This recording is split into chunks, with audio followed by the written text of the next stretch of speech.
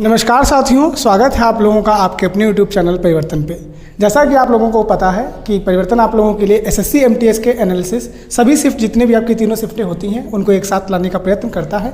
मैं मेरी best question जो कि आपको मिलते हैं जिनसे आगे आने वाले पेपर में आपको थोड़ा जानकारी ये मिल जाती है कि पेपर कहाँ से आएगा, जैसे उद्यान से हो गया, जनगणना से हो गया, या फिर जीव विज्ञान के जो पार्ट है कोशिका उससे है। तो इन टॉपिक्स को आप क्लियर कर लीजिएगा। आज हम लोग यहाँ पे 9 मई का जो पेपर हुआ था उसको हम लोग देखने वाले हैं। ये वीडियो आपको 10 मई को प्राप्त हो रहा होगा क्योंकि टेक्निकल इशू वजह से ये वीडियो नहीं पढ़ पाया था, इसका हमें खेद है। तो बिना किसी तरीके हमारे साथ आकाश सर हैं और आकाश सर हमें बाय द वे क्वेश्चन बताते चलेंगे और हम लोग उसको देखते चलेंगे। Sir please. जी सर, सबसे पहले जीके जीएस जो सबसे इम्पोर्टेंट सेक्शन है उसके क्वेश्चंस मैं बता रहा हूँ। सर पहला क्वेश्चन है 2011 की जनगणना के अनुसार सबसे ज्यादा जनसंख्या वाला राज्य। जनगणना के अनुसार सबसे जनगणना के अनुसार मैक्सिमम पॉपुलेशन मैक्सिमम पॉपुलेशन का आपकी किसकी भैया? ये सर यूपी की है, जहाँ पे हम लोग हैं इस समय, उत्तर प्रदेश। दूसरा क्वेश्चन है सर हवा महल का निर्माण किसने कराया था? हवा महल का निर्माण किसने कराया? हवा महल जो आपका जयपुर में है उसका निर्माण किसने कराया था? महाराजा सवाई प्रताप सिंह ने कराया। सवाई प्रताप सिंह ने। अब आप इसको कैसे देख सकते हैं, इस समय आईपीएल चल रहा है और जयपुर का जो स्टेडियम का नाम है वो भी बेटा सवाई मानसिंह के नाम पे ही है, तो इस चीज़ को वहाँ पे आप कनेक्ट कर लीजिएगा। जी बिल्कुल, ये रिलेट करने का बहुत अच्छा तरीका है। सर अगला क्वेश्चन है जिम कॉर्बेट राष्ट्रीय उद्यान किस राज्य में है? जिम कॉर्बेट राष्ट्रीय उद्यान से प्रश्न देखो बेटा, मैंने अभी आपको बताया था कि उद्यान से, जनगणना से ये बार बार प्रश्न आपके रिपीट हो रहे हैं और जिम कॉर्बेट ये लगातार तीसरी बार रिपीट प्रश्न है और ये आपका उत्तराखंड में पड़ता है, इसे ध्यान रखिए। जी ये यूके उत्तराखंड है बेटा, यूनाइटेड किंगडम नहीं है। समान नागरिक संहिता को भारतीय संविधान के किस अनुच्छेद में उल्लेखित किया गया है? नागरिक संहिता जो है फ्रेंड ये आपका अनुच्छेद नंबर 44 में दिया गया है, जिसे वहाँ पे यूसीसी यानी यूनिफॉर्म सिविल कोड कहा जाता है। अब ये चीज़ ध्यान रखिएगा, अगर इससे प्रश्न उठाया है तो अगला प्रश्न आपका गोवा से हो सकता है। क्यों? क्योंकि गोवा ही एकमात्र ऐसा राज्य है जहाँ पे समान सिविल संहिता आपकी लागू है। ये बेटा अभी आपको याद होगा लास्ट ईयर जो आपका कर्नाटका में मैटर चला था, जो बुरखे वाला, मतलब क्या हिजाब वाला मैटर जो चला था, हाई कोर्ट पहुंचा था, फिर हाई कोर्ट से सुप्रीम कोर्ट पहुंचा था। उस टाइम पे ये जो हमारा आर्टिकल है बहुत ज़्यादा चर्चा में आया था क्योंकि इसी बेसिस के दम पे जो हिजाब वाले लोग थे, हिजाब के जो सपोर्टर्स थे, वो अपने इसको राइट टू उसके तहत ले रहे थे, समान नागरिक संहिता के तहत, कि ये हमारा अधिकार है। और जो उसके अगेंस्ट में थे वो भी इस आर्टिकल को पकड़ के चल रहे थे कि सबको एक समान तरीके की यूनिफॉर्म पहन के आना पड़ेगा, अदरवाइज आपकी एंट्री नहीं होगी। तो इस तरीके से काफ़ी लंबा केस चला था ये वाला। सर अगला है कोशिका भित्ति का प्रमुख कार्य क्या होता है? कोशिका भित्ति का प्रमुख कार्य, देखिए मैंने अभी आपको जैसे ही वीडियो स्टार्ट किया था तो मैंने आपको बताया था सेल चैप्टर जो है, अब आपको करना क्या है, किसी भी 9th क्लास की बच्चे की बुक ले लीजिए, उसका जो पहला चैप्टर बायोलॉजी का है वो यही है आपके हमारे दैनिक जीवन में कोशिका का कार्य। उसमें पूरे आपके एमसीक्यू लगभग 50 से 60 एमसीक्यू हैं, उन्हें लगा लीजिएगा अगर आपके आने वाले शिफ्ट में पेपर है। तो मैंने आपको बुक भी बता दी और क्लास भी बता दी। जी सर, ये जैसे कोशिका भित्ति, अब जैसे कल आपका पूछा गया कोशिका भित्ति का कार्य, तो कोई बड़ी बात नहीं है कि आज की शिफ्ट में या आने वाली शिफ्ट में पूछ दिया जाए कि शरीर की सबसे छोटी इकाई कौन सी होती है या कोशिका के खोजकर्ता का नाम बताइए, तो कोशिका के खोजकर्ता जो है वो रॉबर्ट हुक हैं। सर जो आपने क्वेश्चन बोला है ये पहले दिन 2 मई को ही पूछा गया था कि कोशिका की खोज किसने की है, पहले दिन यही था, तो वहीं से डिसाइड हो गया था कि हम कोशिका से प्रश्न पूछने वाले हैं। तो वही मैं आपको बता रहा हूँ, क्लास 9 बायोलॉजी का पहला चैप्टर। बेटा कोशिका, ऊतक, इससे आसपास की जो चीजें वो एक बार देख के जाइएगा। सर नेक्स्ट क्वेश्चन है सरस्वती सेन किस नृत्य शैली से संबंधित है? सरस्वती सेन आपकी जो है बच्चा ये कथक से संबंधित है, ये चीज़ ध्यान रखिएगा। और कथक जो है ये आपका यूपी घराने से, यानी यूपी का है ये एक डांस, ठीक है। अब आपसे भरतनाट्यम और कथक, अभी तक भरतनाट्यम पे थे, अब ये कथक पे आ गए हैं। तो कल की शिफ्ट में जो प्रश्न थे वो कथक पे थे, यानी आने वाली शिफ्ट में या तो कुचिपुड़ी आपको देखने मिलेगा इन 10 तारीख पेपर में, या तो आपको पुनः भरतनाट्यम जरूर देखने को मिलेगा। और बेटा इसमें कंफ्यूज नहीं होना है, कथक और कथकली ये अलग अलग हैं। जब कली आ जाए तो कली केरल के पास रहेगी और कथक यूपी के पास रहेगा, इतना ध्यान रखिएगा। आत्माराम पांडुरंग ने किस समाज की स्थापना की थी? आत्मारंग पांडुरंग ने बेटा आपके प्रार्थना समाज की जो है इसकी आपके नींव रखी थी। और पहला जिस दिन आपका था उस दिन ये पूछा था कि प्रार्थना समाज की स्थापना किसने की थी? 3 समाज आपके बहुत फेमस हैं। एक आता है पहले आपका ब्रह्म समाज, एक होता है आर्य समाज, एक है आपका प्रार्थना समाज और एक है रामकृष्ण मिशन। समाज में 3 और मिशन में अलग। ब्रह्म समाज रहेगा आपका राजा राम मोहन राय, आर्य समाज रहेगा दयानंद सरस्वती, प्रार्थना समाज है आपका आत्माराम पांडुरंग और रामकृष्ण मिशन है आपका स्वामी विवेकानंद। ये चारों जरूर ध्यान रखिएगा। जी सर, आगे चलते हैं। सर अगला है लवलीना बोरगोहेन किस खेल से संबंधित है? लवलीना बोरगोहेन इस समय आप देख रहे होंगे बहुत ज़्यादा न्यूज़ में भी ये फेमस है क्योंकि ये बॉक्सिंग से संबंधित है और बॉक्सिंग का केस आप लोग देख ही रहे हो। बॉक्सिंग वाले सब इस समय धरने पे बैठे हुए हैं, तो ये केस बहुत हाई फाई चल रहा है। तो बेटा जितने लोग इस समय वहाँ पे धरने पे बैठे हुए हैं उसमें जितने बड़े बड़े पहलवान और बॉक्सर्स हैं उनके बारे में एक बार जरूर देख के जाइएगा।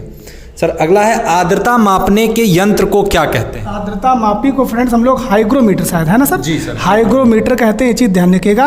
और एक होता है आपका हाइड्रोमीटर। हाइड्रोमीटर से हम लोग पानी के दाब को मापते हैं और हाइग्रोमीटर से हम लोग आर्द्रता मापते हैं, ध्यान रखिएगा। बैरोमीटर से वायुमंडल दाब और जबकि पानी के दाब को हाइड्रोमीटर से। जी सर। आर्द्रता जो होता है बेटा वो आपका कह सकते हैं जो नमी होती है आपकी हवा में, जो हम लोग नहीं बोलते हैं आज बहुत उमस है, जो अक्सर आपको देखने को मिलती है बारिश के जस्ट बाद, वो होती है आर्द्रता। सर अगला है माघ साजी को किस राज्य में मकर संक्रांति के रूप में मनाया जाता है? माघ साजी बेटा ये चीज़ ध्यान रखिएगा, हिमाचल प्रदेश में इसको मनाया जाता है। जैसे कहीं आपकी लोहड़ी आपकी पंजाब में मनाई जाती है, ठीक वैसे ही माघ साजी आपकी मनाई जाती है हिमाचल प्रदेश में।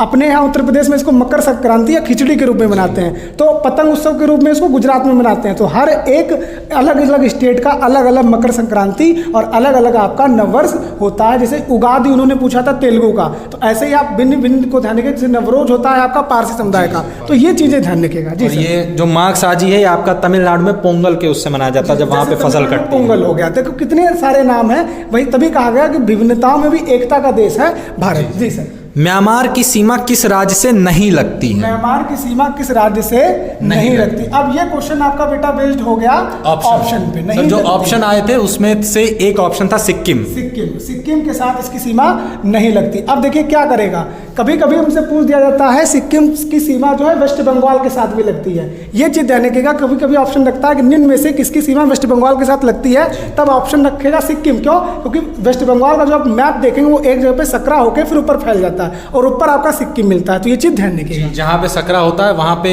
न्यू जलपाईगुड़ी और इस तरीके के अलीपुरद्वार वगैरह वहाँ पे हैं, आप देख सकते हैं। महाराष्ट्र के लोकप्रिय नृत्य के रूप में जाना जाता है। महाराष्ट्र का बेटा लोक नृत्य कितनी बार ये आया है, इसको हम लोग कहते हैं लावड़ी। ये चीज ध्यान रखिएगा, लावड़ी जो है ये आपका महाराष्ट्र का एक फेमस लोक नृत्य है, इसे आप बिल्कुल ध्यान रखिएगा। जी सर टॉप 10 देशों की जनसंख्या में शामिल देश नहीं है इसका? की देश में शामिल नहीं जनसंख्या में। अब देखिए बेटा ये क्वेश्चन थोड़ा सा हार्ड हो जाता है क्योंकि हम लोग अपने भारत की ही जनसंख्या देखते हैं। अब ये क्वेश्चन पूरा बेस्ड हो जाएगा आपके ऑप्शन पे, जैसा ऑप्शन होगा वैसा आप क्वेश्चन पे टिक कर सकते हैं। यानी कुल मिला के कहने का अर्थ यही है कि आपको जनसंख्या देख के जरूर जानी है। जी सर, आगे। और बेटा अगर ऐसे आपको कभी क्वेश्चन फंसते हैं तो याद रखना एग्जाम में कुछ क्वेश्चंस ऐसे आते ही हैं जो एग्जामिनर चाहता है कि आप उनको छोड़ दें। वो आपका टेस्ट लेता है कि आप कितना ज़्यादा अपनी स्किल का यूज़ करते हैं, आप कितना अपना कॉमन सेंस यूज़ करते हैं। सर नेक्स्ट क्वेश्चन है लोकसभा का पीठासीन अधिकारी कौन होता है? लोकसभा का पीठासीन भैया कौन होता है? जो आपके पीठा यानी सीट पे कुर्सी पे बैठेगा वो होगा आपका लोकसभा अध्यक्ष। ये चीज़ ध्यान रखिएगा। जी सर। सर अगला है वायुमंडल की सबसे ठंडी परत। वायुमंडल की सबसे ठंडी परत शायद मीजोस्फीयर या मध्य मंडल जो बोला था। वायुमंडल की सबसे ठंडी परत कौन सी हो गई आपकी? वो हो गई मध्य मंडल। जी सर।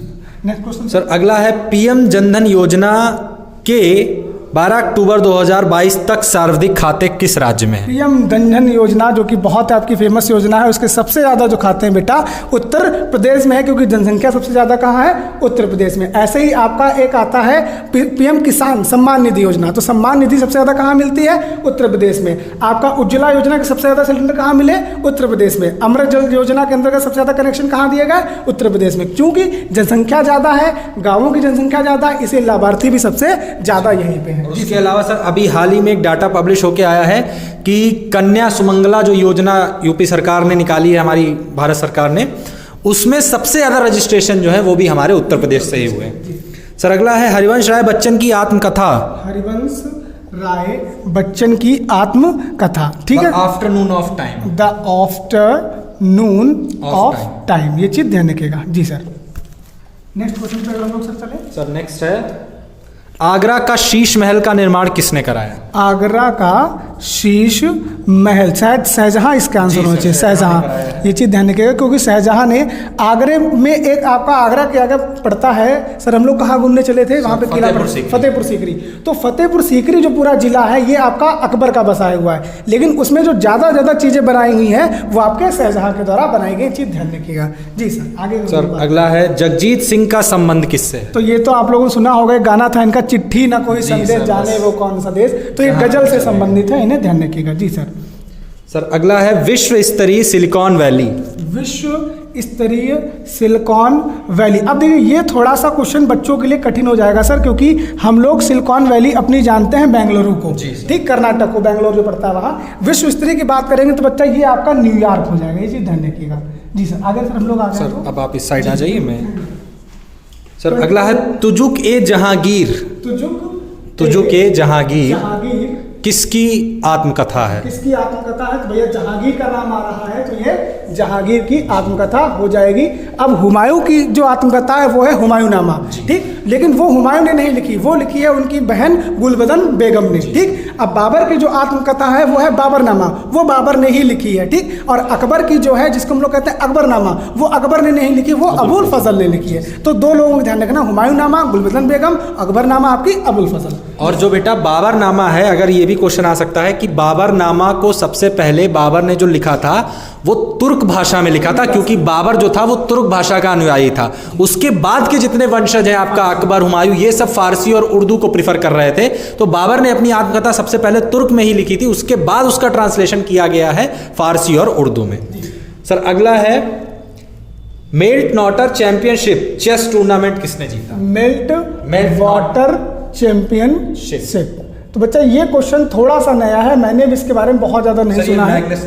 Magnus Carlsen. तो आप लोगों ने अगर ये इसका आंसर दिया हो तो कमेंट बॉक्स में ढूंढ डालिएगा कि करंट अफेयर कब किस चीज़ का है, हम लोग भी इस चीज़ पे देखेंगे।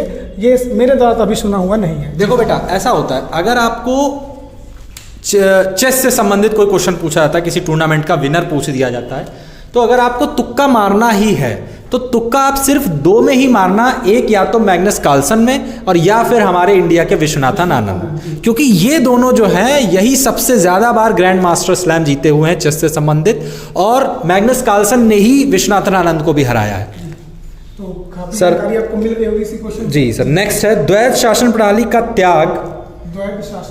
का त्याग और प्रांतीय विधानसभा उद्गम किस अधिनियम में हुआ? तो द्वैध शासन प्रणाली का जो बेटा अंत था ये 1935 के अधिनियम, जो भारत शासन अधिनियम 1935 था, इसमें द्वैध शासन को समाप्त कर दिया गया था, प्रांतों में और केंद्र में इसे लगा दिया गया था, जिसे आगे चलकर हम लोग जो देखते हैं द्विसदनात्मक पद्धति, राज्यसभा और लोकसभा, ये 1935 के एक्ट में आपको बताई गई थी जी सर। सर अगला है ऐसा मिश्रण जिसको अलग करने पर या जिसको अलग करने के लिए उबाला जाता है। ऐसा मिश्रण जिसको उबाला जाता है अलग करने के लिए, यानी उबालना पड़ता है।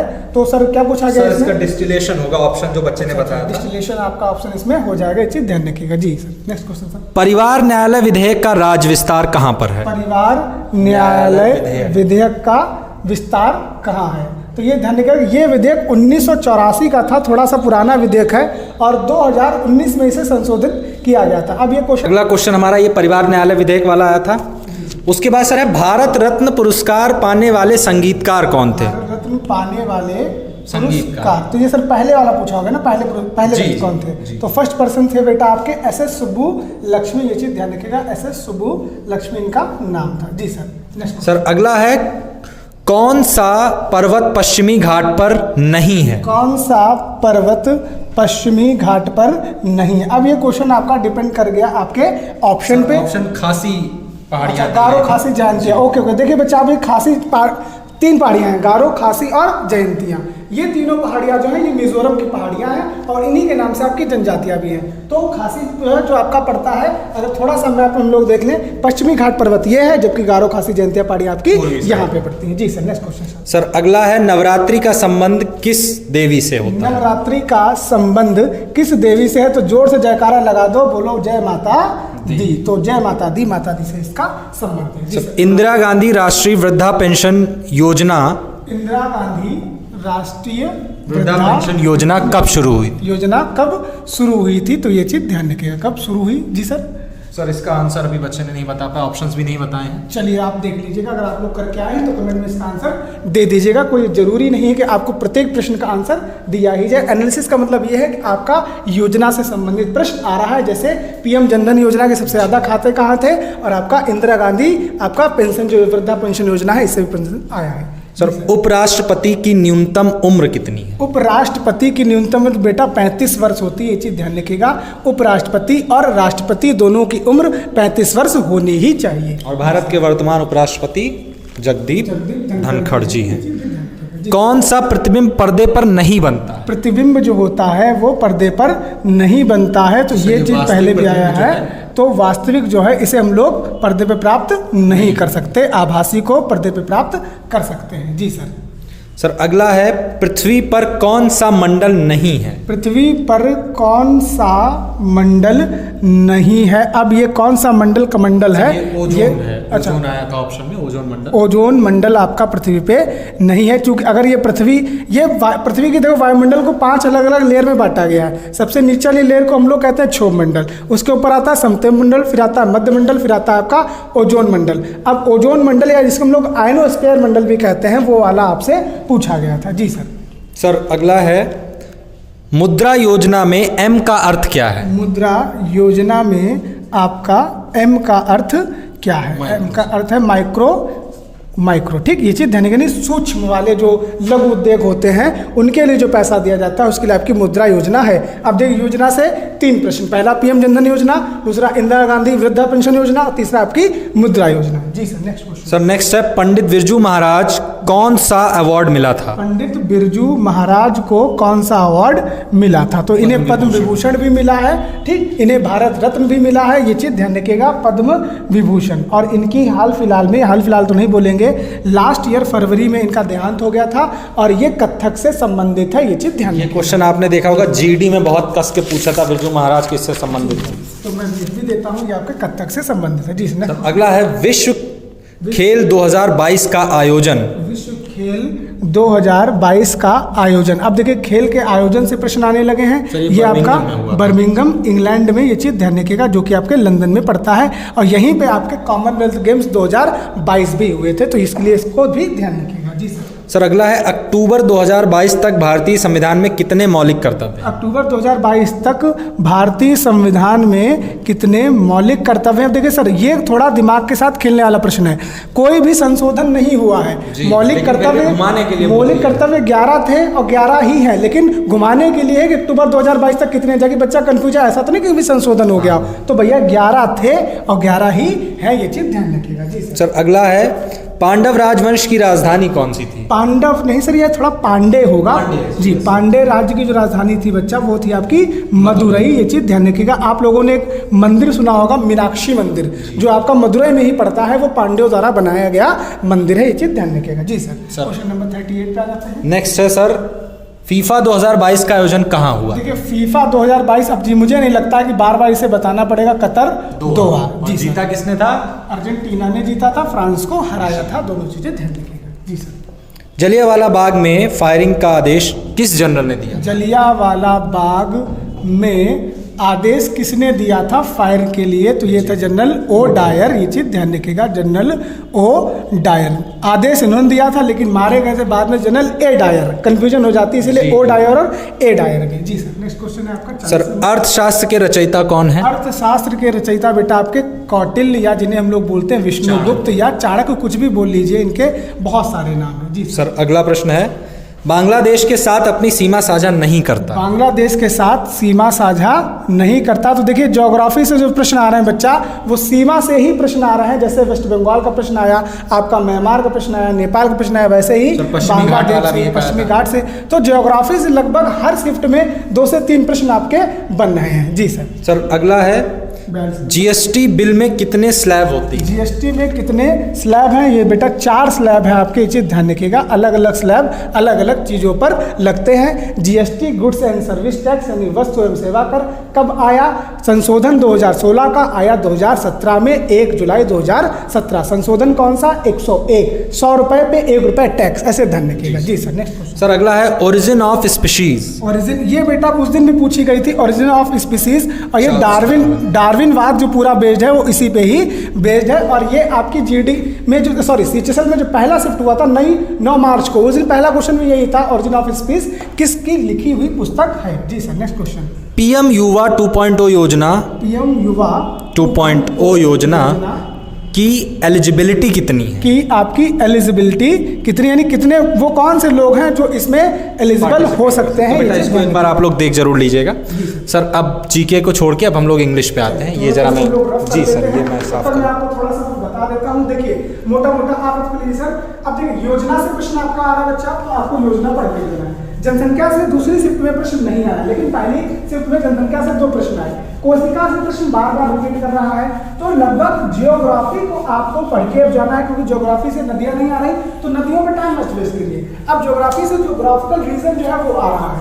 साइंस से बहुत ज्यादा क्वेश्चन आपका नहीं आ रहा है, 2 से 3 क्वेश्चन पर शिफ्ट है, तो आप उतना ही देखिए, बहुत ज्यादा आपको देखने की जरूरत नहीं है। जी तो सर अब हम लोग इंग्लिश की तरफ थोड़ा बढ़ जाते हैं, देख लेते हैं बच्चों को इंग्लिश में क्या क्या मिला है। जी सर, पहला क्वेश्चन है आपका। सर पहला क्वेश्चन है कप ऑफ टी की मीनिंग पूछी गई। कप ऑफ टी का आपका मीनिंग पूछा गया। ये बच्चा आपका एक इडियम था, ये चीज ध्यान रखिएगा कि बहुत ही इजी टास्क ना होना, ये चीज ध्यान रखिएगा, इजी टास्क ना होना, मतलब ये कट का मतलब ये बेसिकली जो होता है ये बेटा आपका यूज होता है आपकी कैपेसिटी के उसमें, मतलब आप जैसे इंसान को लगता है ना कि ये काम बहुत ईजी है, तो उसके लिए बुलाता है it is not your cup of tea. Sir next है as fit as fiddle. As fit as fiddle यानी बिल्कुल सही फिट हो जाना, यानी बहुत ज्यादा रिग्ड या स्ट्रांग, इसको हम लोग कह सकते हैं। जी सर। सर अगला है totally useless. Totally useless, totally useless को हम लोग बेटा कहते हैं फ्रूटलेस भी कह सकते हैं। असफल होना यानी कि कोई भी निष्कर्ष पे ना पहुंचना। जी सर। सर नेक्स्ट है सिनोनिम पूछा गया है वैलेट का। वैलेट का VALET। जी सर। वैलेट का बच्चा होता है ड्राइवर, यानी चालक, इसको हम लोग बोल सकते हैं, यानी जो गाड़ी। ये बेटा ये वही है, अगर आप लोग ध्यान देंगे, अगर आप किसी बड़े शहर में वीडियो वगैरह आपने देखा होगा, तो जो पब वगैरह या क्लब वगैरह में लोग गाड़ी लेके जाते हैं और फिर वो क्या करते हैं, किसको बुलाते हैं, वैले को बुलाते हैं कि वैले मेरी गाड़ी पार्क कर दो जाके। तो जो गाड़ी पार्किंग के लिए ड्राइवर आता है वहां पे जो क्लब में स्पेशली अपॉइंट किए जाते हैं उन्हीं को बोला जाता है वैले। सर नेक्स्ट है पैराडाइज। Paradise PARADISE। तो पैराडाइज को स्वर्ग हम लोग कहते हैं, इसको हम लोग कह सकते हैं हेवन, यानी पैराडाइज का मतलब आपका स्वर्ग। जी सर। सर अगला एंटोनिम पूछा गया है मैड। MAD, मैड मतलब आपका होता है जिसका बुद्धि नहीं होती, दुर्बुद्धि, इसको हम लोग कहते हैं विजडम, या आपको कह सकते हैं वाइज, कुछ भी आप इसमें आप देख सकते हैं। जी सर। सर नेक्स्ट है डिसअपॉइंटमेंट। डिसअपॉइंटमेंट यानी निराश हो जाना, कोई भी चीज़ जब आपके अकॉर्डिंग नहीं होती है तो आप डिसअपॉइंटमेंट यानी निराश हो जाते हैं। जी सर। अपॉइंटमेंट। सर इसका हैप्पीनेस। जी सर, हैप्पीनेस। जी, हैप्पीनेस यानी आपकी खुशहाल जिंदगी या खुशहाली। एक चीज ध्यान रखना, जब भी सिनोनिम एंटोनिम पूछा जाए तो एग्जाम अक्सर कंफ्यूज करने के लिए क्या कर देता है, अगर यहाँ पे आपको डिसअपॉइंटेड दे देता है तो आपका हैप्पी हो जाएगा, लेकिन अगर डिसअपॉइंटमेंट देगा तो हैप्पीनेस हो जाएगा, क्योंकि डिसअपॉइंटेड जो होगा वो आपका एज ए एडजेक्टिव यूज होता है। डिसअपॉइंटेड कोई ना कोई इंसान होगा, डिसअपॉइंटेड खुद कोई चीज नहीं है, ऐसे ही हैप्पी जो होगा वो कोई ना कोई इंसान होगा, लेकिन डिसअपॉइंटमेंट जो है वो आपके इंसान की एक पूरी सिचुएशन, एक अवस्था होती है, तो यानी डिसअपॉइंटमेंट आपका यहाँ पे नाउन है। इसी तरीके से नाउन का जो सिनोनिम होगा या एंटोनिम होगा वो नाउन ही होगा, कोई एडजेक्टिव नहीं होगा। सर अगला पूछा गया है, स्पेलिंग में पूछा गया है आर्ग्यूमेंट की स्पेलिंग। स्पेलिंग में पूछा गया बच्चा आर्ग्यूमेंट। अब इसमें क्या उन्होंने गलती की होगी ये हमें लोगों को एग्जाम वाला बच्चा ही बता सकता है। सर वन वर्ड पूछे गए हैं, OWS से प्रश्न आया है sir. A women with brown hair. A women with brown hair, तो यानी वो कन्या या वो लड़की जिसके जो हेयर हैं वो भूरे हैं, तो ये चीज़ ध्यान रखिएगा। OWS आपके लगभग 2 से 3 OWS जो है वो बार बार आ रहे हैं, तो इडियम OWS पे ज़्यादा फोकस करिएगा। सिनोनिम टोनिम बहुत ज़्यादा समय मत खर्च करिएगा, मैं आपको फिर से बता रहा हूँ। जी sir. Sir next one word substitution है डैमेजिंग समथिंग। डैमेजिंग समथिंग यानी किसी चीज़ को बहुत ही बुरी तरीके से तहस नहस कर देना, जिसको हम लोग एनिलेट या डिस्ट्रॉय भी बोल सकते हैं, जिसे आप समझ सकते हैं। जी सर। सर नेक्स्ट सिनोनिम पूछा गया है जी एबाइड। एबाइड बाई आपका एक रूल होता है एबाइड, इसका सिनोनिम बेटा पूछा गया, चीज ध्यान रखिएगा। फॉलो होगा इसका। फॉलो मतलब किसी चीज के पीछे चलना है, एबाइड बाई मतलब होता है साथ साथ, ये भी ध्यान रखिएगा। सर एंटोनिम पूछा गया है जॉली। जॉली मतलब बहुत ज्यादा खुश होना, इसको हम लोग कह सकते हैं सर रिवरेंस। रिवरेंस या सैड, जैसा भी आपका ऑप्शन हो उस हिसाब से आप देख लीजिएगा। जी सर। तो बस सर, इंग्लिश में इतने ही क्वेश्चंस। ये 10 क्वेश्चन इधर हो गए और आपके 45 क्वेश्चन आपके हो गए जीके जीएस के। लगभग 55 क्वेश्चन हम लोगों के इस आपके जो 9 मई की जो शिफ्ट है वो आपके हो गए हैं। तो टोटल जो आइडिया लग के आ रहा है कि आपको ऑन एवरेज अपने सिलेक्शन के लिए जीके जीएस में 18 क्वेश्चन, और सर इंग्लिश में भी ऐसा हम लोग कह सकते हैं 18 से 20 क्वेश्चन करने वाले होते हैं, क्योंकि क्लोज टेस्ट ऐसा होता है, एमटीएस का क्लोज टेस्ट बहुत ज़्यादा हाइप नहीं होता है। दिक्कत जो बच्चे करता है वो आपका वोकैब पोर्शन ही करता है, क्योंकि अगर आपको सिनोनिम आता है तो आपसे हो जाएगा, नहीं आता है तो वोकैबुलरी इतना बड़ा खुद में ही सागर है जिसमें से आप अगर एक बूंद भी उठा लोगे तो उसको फर्क नहीं पड़ेगा। तो आप एनालिसिस को देखते रहिए। आपका आने वाले समय अगर पेपर है तो मैंने आपको बताया जो चैप्टर हमारे साथ चल रहे हैं आपको यूट्यूब चैनल के लिए मिल भी जाती है, एनालिसिस भी आपको मिल रहा है। बस अपना साथ हमारे साथ बनाए रखिएगा, प्यार भी बनाए रखिएगा, और मेहनत के साथ आप लोगों को छोड़ के जा रहे हैं। धन्यवाद।